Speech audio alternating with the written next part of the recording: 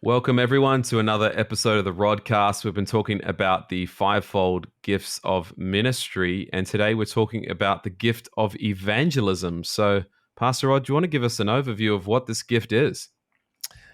I guess we think of someone who reaches out, sharing the good news of Jesus, and that's what it really does mean. It is a person who carries good news. And it seems to be a specially gifted person in that ability to share good news, whether it's with people who don't know the Lord or away from God. There's a special anointing or gifting on them to understand and to share and even see results of people saying they would like to receive Jesus as a result of conversations with these people, men and women. And we love this gift. We need this gift very much. People with this gift often are interested in how do we reach new people? How do we show compassion on people? How do we, these are the people of our church that probably have this gift. They like sharing online. They like using text. They like that, but they like sharing good news. And that's exactly what the word means. A person, it's a noun word. It's a person who carries the good news, just carries it wherever they are. And I think that means a lot of people will have this gift. If we just think about an evangelist, someone who comes in and does a speaking crusade, then we've limited this gift to very, very few people. But as we realize, these gifts found in Ephesians 4 says, when Jesus rose from the dead, he sprayed these gifts, these 5 gifts over the people. I think it means a lot of people have this love to carry good news. Now, I think we're all supposed to carry good news, but these people seem to be especially fruitful and also fruitful in encouraging others to accompany them on the task of having good news. But again, New Testament evangelist, to me, is someone who's carrying this great message that Jesus is the Christ. He is the one. He rose from the dead, and they're carrying this message very easily on their hearts, and maybe even looking for opportunities to be able to share when it's appropriate to do that. Now, this word evangelism is the New Testament word to share good news. That is used hundreds of times. But when it's used as a noun of a group, it's very, very few times. It's only used 3 times, but each time is a picture. One is here in Ephesians 4, where this is the gifting. Another one is a guy called Philip, who is now called Philip the Evangelist, and it actually does use that sort of name of him in Acts 21:8. It says, in the house of Philip the Evangelist, one of the 7. So we know his story from Acts chapter 8, where in one day, it looks like he met a lot of people sharing Jesus. One of them was a man from Ethiopia, an African man who had gone to Jerusalem, was obviously a Jew, was what they called a eunuch. We don't really know what that means actually, but he was in the royal court of the Queen of Ethiopia. It's called Philip and the Eunuch story. And he jumps onto the guy's chariot, must have been driving very slowly. He jumps on and the man is having the eunuch, we don't know his name, the Ethiopian eunuch says, I'm reading this scripture from Isaiah 53. Do you know what it means? And Philip says, yes, I do. Let me take you right from there and I'll share with you about Jesus and his resurrection. And that eunuch gets saved, baptized in water, returns to Ethiopia, and then history, not the Bible, but history says Ethiopia receives the Lord. It's one of the first countries to receive the Lord after the resurrection.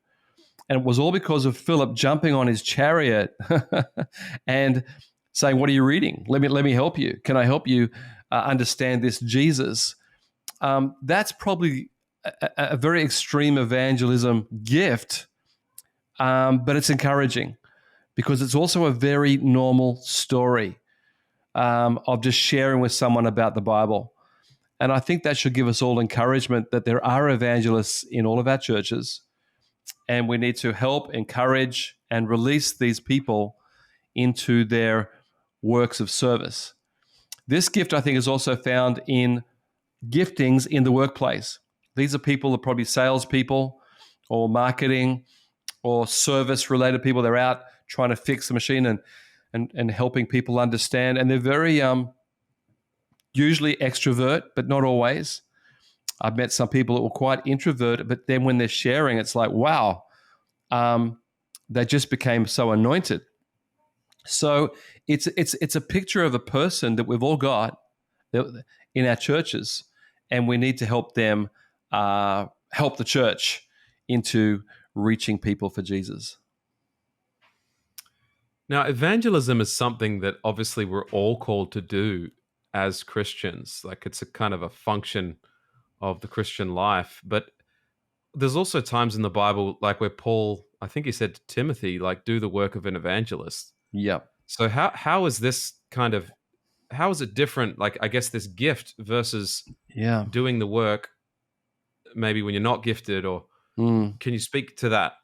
Yeah, you're talking to 2 Timothy 4:5, that's the third time in the New Testament this word is used. So Okay. Ephesians 4, Acts 21, and 2 Timothy 4:5, where Paul writing says, "But you, Timothy, keep your head in all situations, endure hardship,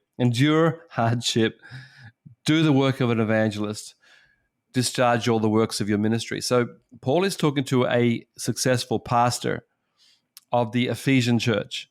The Ephesian church by this time is large and growing. And I think we just need to keep that in perspective, that probably Timothy was doing the work of an evangelist early on. And maybe in the excitement of growth, he had left evangelism behind and moved more towards preaching and teaching, which he should have. But Paul is saying, don't leave behind this evangelism. So we've got to see the context, that there's no question that Timothy was part of evangelism, but that this new phase of his life, he'd left it behind. And Paul's saying to him, don't ever leave behind the concept that we're supposed to reach people, Timothy. I would say when I'm teaching to people today, I'd say to them, if the love of God means anything, it means that there's always room for one more. That's basically saying do the work of an evangelist. No matter who you are and what your gifting is, surely there's room for another person. Surely we can reach out to someone. Surely we can have a heart to be able to share. So I think that's what it's saying. I don't think it's saying go out and change your ministry model. I think it's saying, Timothy, as the pastor of the church, don't ever lose your passion for evangelism, and don't ever lose the passion for reaching this great city for more people for Jesus Christ. So I think that's what he's saying. I don't think he's saying stop being a pastor and start being an evangelist. I think he's saying don't ever lose the heart for another person. So I think it's that simple, really. And that's the same for us. We might say, well, I'm not an evangelist. It's not my gift. And the scriptures would say, yeah, but there's room for more people. There's always room for more people getting saved, right? Yeah. No matter, even the most on a scale of evangelist, you sort of, let's say someone who's a 1, they're not really that outgoing, or that the word for you is, hey, there's still room to reach one more. There's still face outwards and see how God will use you this year. And that's, as you know, Richard, that's what we're saying in Lifehouse churches is, let's all, now that we're strong and we love each other, let's face outwards again and see who's there. And that's where we're starting to talk about this thing called awakening, where we're discovering many, many people actually want to hear the gospel. And I guess it's important for this discussion to say, if people have had bad experiences of people not being interested in Jesus, maybe this is a new season after COVID to try again. But that's a different challenge, maybe. Yeah, we never know someone's heart, and it can change, can't it? I mean, your story always sticks with me of your friends asking you to go to church and you saying no, and then the next week saying yes, like 1 week difference. Yeah. And the fact that this is when I was 19, but the fact that my friends asked me again, because the first time they asked me, I said no, and I yelled at them. You think they'd be scared, but we were friends. And the next week they said, so do you want to go to church? I said, yeah, because I say a lot can happen in a week in the life of a non-Christian. That's my conclusion to my own story. A lot can happen between the time you ask them now and the time you ask them in a month, or when Christmas comes, or when Easter comes, or when something comes and we think, should I ask them again? Well, I would encourage you, if it's on your heart, just put a text out. And no response on a text doesn't mean you did something wrong. It just means they're not coming. So it means you can, I don't know, Christmas or something, just text them again if you feel burdened. I think text is God's gift to sharing the good news today. Well, messaging apps. And I really do. I think it's the easiest way to do evangelism because as long as you're not expecting a reply, it's okay. Just, hey, we got this on. You want to come? No answer. Or often people will say, no, I'm busy. But hey, they answered really nicely, which means you can ask them again. I know here in Japan, a lot of people are asked to come and join us for some little sports thing, futsal or basketball, and people don't respond. But next month you ask them, they say, yeah, I'll be there. It's the same as me. 1 week, no. Next week, okay. So don't give up. Yeah. Yeah, I had a guy in our church. He's invited me to play basketball a few times, and I've said no a bunch of times just because my work schedule or whatever, family stuff. But I said to him, like, keep inviting me. Like, I'm going to say yes to one of these. My schedule hasn't allowed it for it, and I think that's oftentimes why someone doesn't come to church. It's just their life hasn't lined up with it yet, and maybe it's not a priority to them. Yeah. But they appreciate an invite. I think most people appreciate an invite. Absolutely. As long as you're not a stalker or a hassler, you're just being a friend. Yeah. Hey, I think almost everyone appreciates a nice text. Yeah. Or it could be a phone call. Yeah. What do you think happens when this kind of edge is lost in a church or in a small group, this evangelistic edge? Yeah.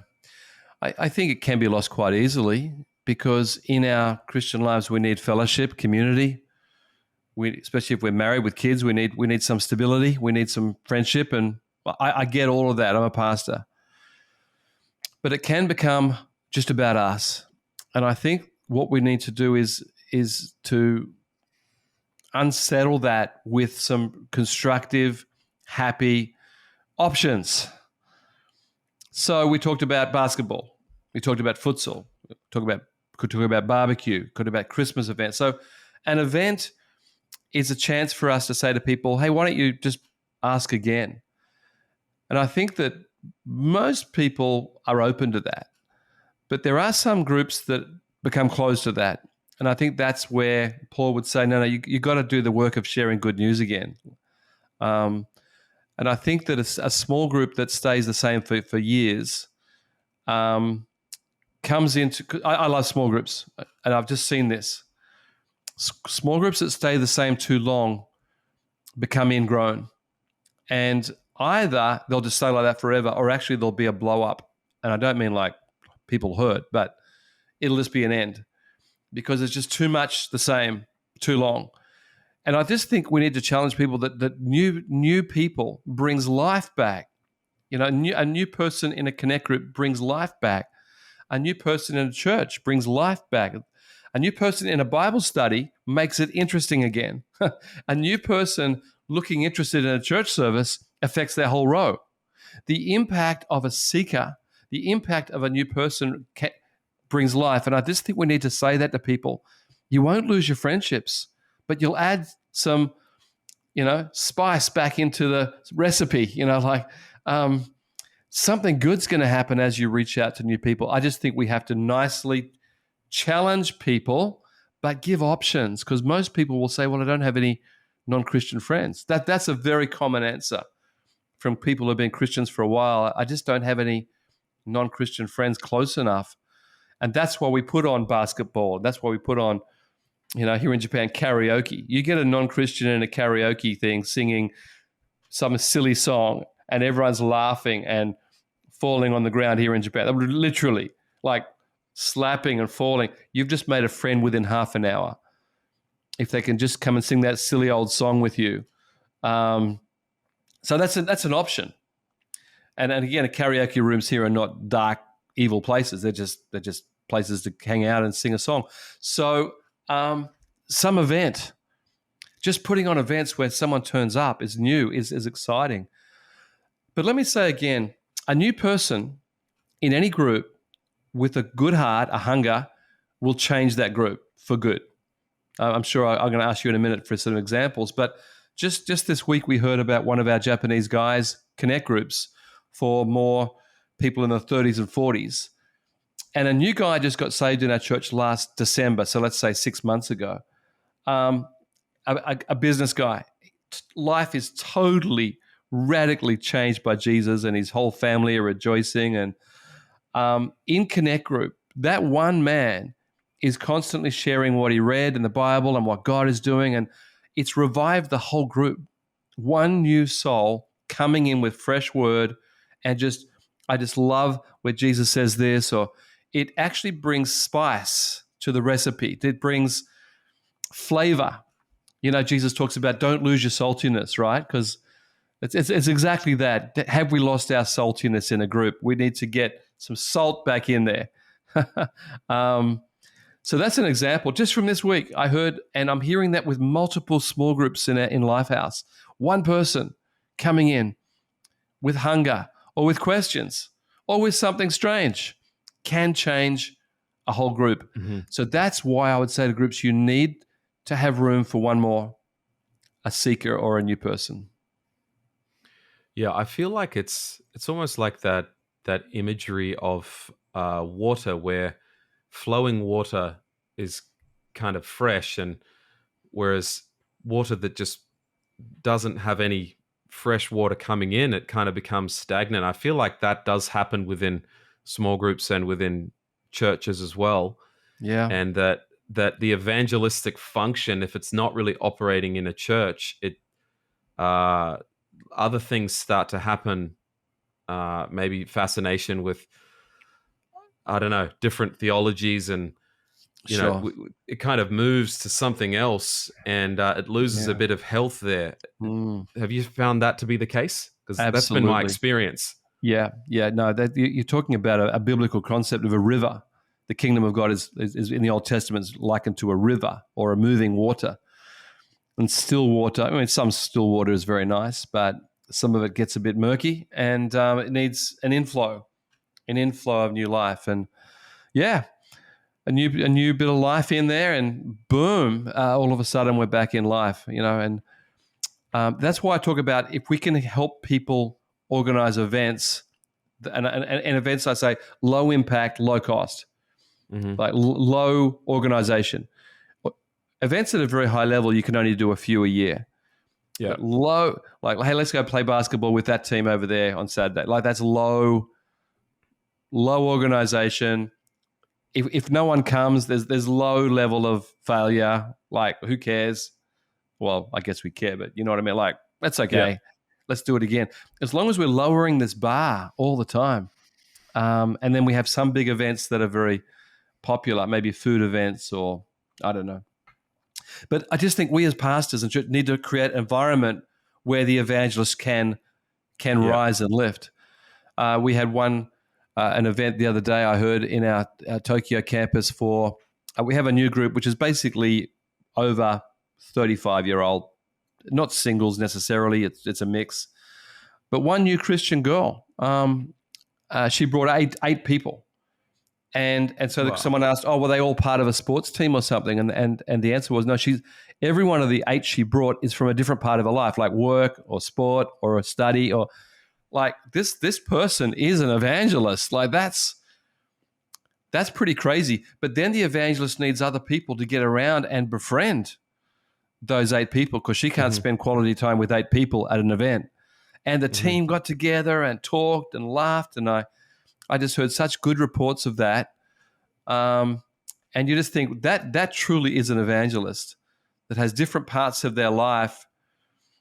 But what that person needs is the church to help create an event where there's a bridge to a church thing.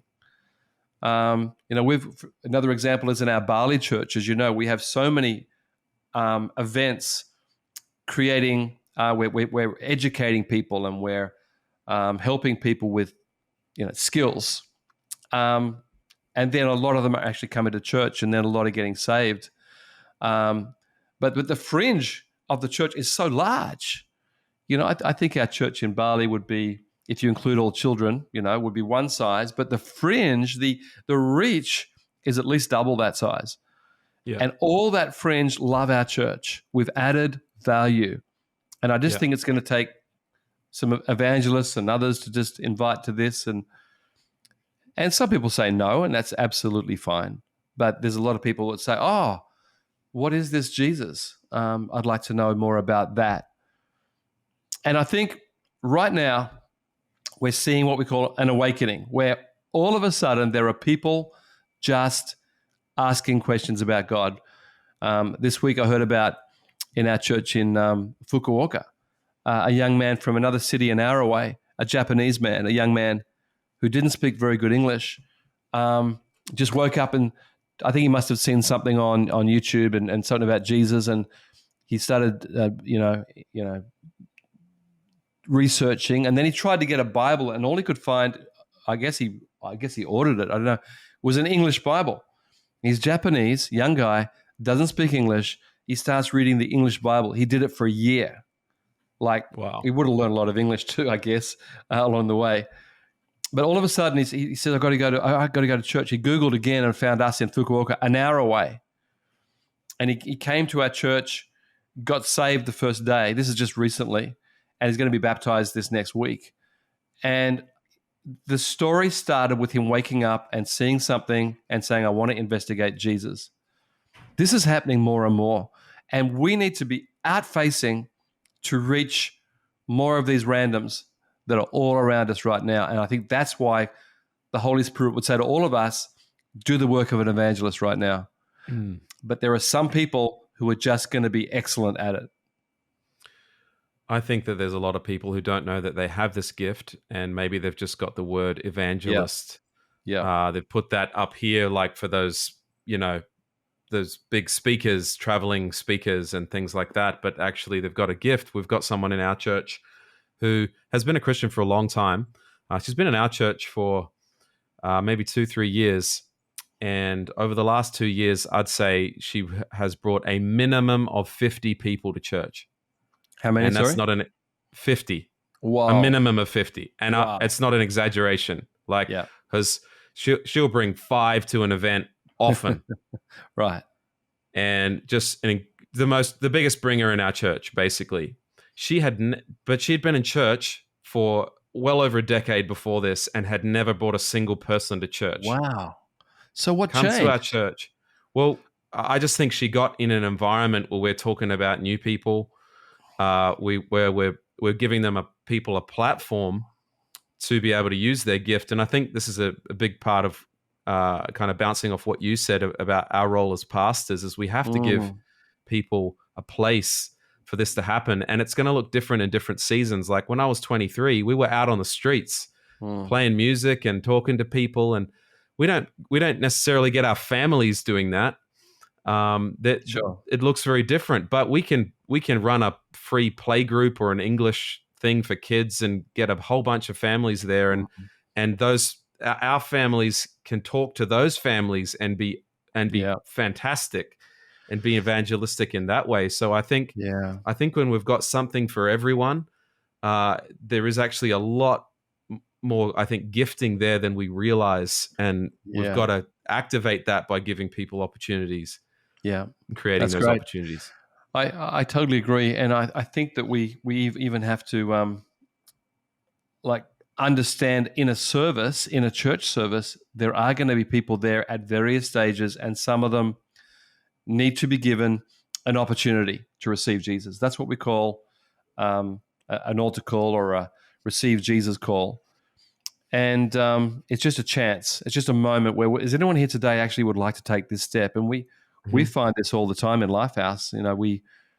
We're seeing a lot of people responding right across, but people have brought their friends in the hope that their friends will actually receive Jesus, and they've been witnessing, and we've just got to give that chance, not pressure, not humiliate people publicly. No, just somehow give a chance to receive Jesus. And I think we're building that confidence at church that if you bring your friend, it'll be a good experience. They will enjoy it. They'll have a chance to hear about Jesus. and they'll have a chance to receive Jesus. I think even that will encourage people, maybe like the lady you're talking about, being in a church where you're regularly seeing people making a response and going on. There's an encouragement in that to bring people, because God could touch them in that service, in that moment. And I remember here in Japan, I was talking to a pastor, and he said, we've never seen anyone saved. He was a newer pastor, and he inherited the church from his dad. He said, we just don't see any visitors. We don't see anyone saved. And I said, well, are you praying for it? He said, well, no, because we don't see anyone. And I said, well, why don't we turn this around and start praying for people to bring people? And then you starting to lead that. And so we were talking for a while, and he said, well, what do I do when they come? And I said, well, give a chance. Like at the end of the service, say, would anyone like to receive Jesus? Can we pray with you? He said, I've never done that. I said, well, try it. He said, but no one ever comes. I said, yeah, but we're talking about believing for someone to come. And anyway, I wasn't telling him what to do. He was asking questions. But the next Sunday, after talking to his church leadership, he said, I'm going to give an opportunity to receive Jesus. I just want you to know why I'm doing it, is we've got to start believing for people to come. And his elders said, sure, fine, whatever. And he's preaching next Sunday, and there's no one new, not one new person. And he's just about to come to the end, and he's thinking, I'm going to do this who wants to receive Jesus thing, and there's no one here. At that moment, 2 young men walk in the back door and come and sit at the back. At that moment, he's just about, and so for the next few minutes, he shares about Jesus' death and resurrection and who wants forgiveness. And both those young men put their hand up. And he rang me, and he told me, you wouldn't believe what happened. And I said, isn't it exciting? You were ready. You were ready. You were gearing the church towards seeing new people and seeing people saved. But I've always said, even if there's no one there, just you're saying, hey, God could do a miracle. Let's believe for people to get saved. But I think as pastors, like you said, we also got to train ourselves to stay evangelistic and to think through the eyes of a visitor, to think through the eyes of a seeker, not to dumb down the gospel. In fact, we're sharpening up the gospel, actually. What do I need to say? And just presenting at the end, and who would like this wonderful Jesus? And if no one responds, that pushes me that week to pray more. Lord, could we have one visitor, one person? And I'm praying that every church will have a heart for one more. I call it the ones and the twos. Could there be 1 or 2 come this week? And so moving churches back to an evangelistic expectation and share with the church, hey, we're going to do this. We've got to have a heart for one more. And I think that we're going to see more people bring people in that context.